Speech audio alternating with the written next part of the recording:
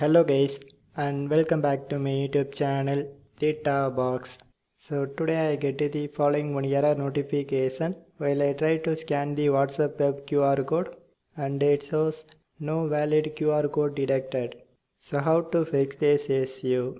So before going to our tutorial, first of all, why this issue occurs? And this is occurs for two possible reasons.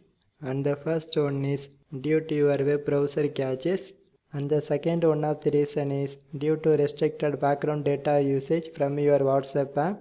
So anyway, if you like to overcome this issue, just follow me friends. So first of all, check it if you already linked any device or not.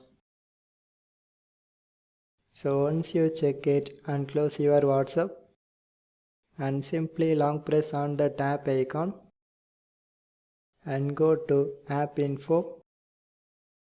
So here I try to assess data usage and make sure if you enable your data SIM cards as well as Wi-Fi network, and also tick to enable this option background data. But friends, remember one thing, don't try to clear your WhatsApp app data, because if you do this process, maybe your chats and personal details are deleted from your WhatsApp. So don't do this kind of things. So anyway, after you done these processes, now you can open your Google Chrome or any other web browser as a incognito mode. So finally, one more time, I try to link my mobile device with the WhatsApp web.